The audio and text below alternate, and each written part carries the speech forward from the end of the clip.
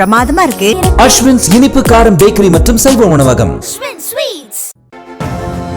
குமரிக்கடல் எல்லையில் வானுயர்ந்து நிற்கும் வள்ளுவர் சிலை தமிழ்நாட்டிற்கு மட்டுமன்றி இந்தியாவின் சிறந்த அடையாளங்களில் ஒன்றாக திகழ்கிறது. திருவள்ளுவர் சிலை நிறுவப்பட்டு 25 ஆண்டுகள் ஆனதை சிறப்பிக்கும் வகையில் வெள்ளி விழா கொண்டாடும் வேளையில் விவேகானந்தர் பாறையையும் திருவள்ளுவர் சிலையையும் இணைக்கும் கண்ணாடி இழைப்பாலம் திறக்கப்பட்டுள்ளது. இந்த பாலம் 37 கோடி ரூபாய் செலவில் நிர்வாக அனுமதி பெற்று கடல்சார் பொறியியல் பிரிவு மற்றும் கடலோர ஒழுங்குமுறை மண்டல ஆணையத்தின் அனுமதியையும் பெற்று 77 மீட்டர் நீளம் மற்றும் 10 மீட்டர் அகலம் கொண்ட கண்ணாடி இழை பாலமாக கட்டப்பட்டுள்ளது என தமிழ்நாடு அரசு தெரிவித்துள்ளது.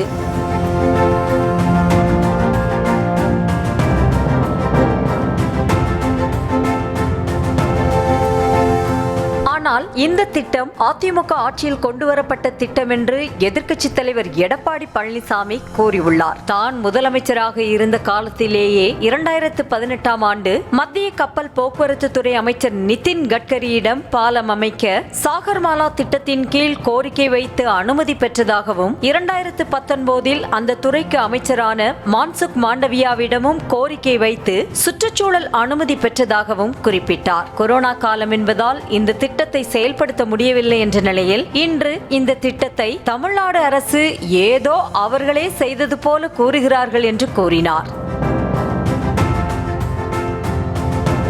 அதே சமயம் பாஜக தரப்பிலும் இந்த திட்டம் தங்களால் சாத்தியமானது என சொந்தம் கொண்டாடுகின்றனர். பொன் ராதாகிருஷ்ணன் மத்திய அமைச்சராக இருந்தபோது மத்திய சுற்றுலாத்துறை அமைச்சர் மகேஷ் சர்மாவை அழைத்து வந்து ஆய்வு செய்து மத்திய அரசின் ஸ்வதேஷ் தர்ஷன் திட்டத்தின் கீழ் விவேகானந்தர் பாறை திருவள்ளுவர் சிலை இடையே கடலுக்குள் நடைபாலம் அமைக்க திட்டமிட்டதாகவும் 15 கோடி ரூபாய் செலவில் 95 மீட்டர் நீளத்தில் இந்த பாலம் அமையும் எனவும் கூறப்பட்டது.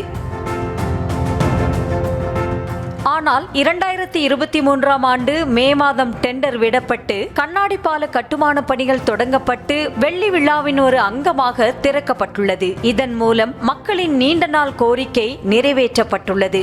ஏற்கனவே திருவள்ளுவர் சிலை விஷயத்தில் அதிமுக திமுக மாறி மாறி சொந்தம் கொண்டாடிய நிகழ்வுகள் அரங்கேறியுள்ளது. சிலை அமைக்க 1975இல் கருணாநிதி திட்டமிட்டு 1979இல் எம்ஜிஆர் அடிக்கல் நாட்டி 1990இல் நிதி ஒதுக்கப்பட்டது. ஆனாலும் 1997 வரை திட்டம் கிடப்பில் போடப்பட்டு மீண்டும் 1997இல் தொடங்கி 2000இல் சிலையானது திறக்கப்பட்டது.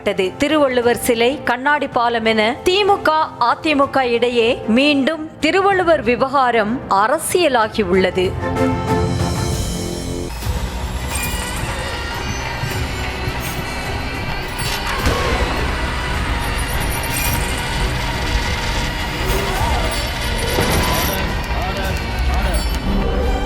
நிகழ்தகவு குற்றங்களின் மறுபரிமாணம் நாள்தோறும் இரவு 10 மணிக்கு இணைந்திருங்கள் நமது நியூஸ் தமிழ் தொலைக்காட்சியோடு.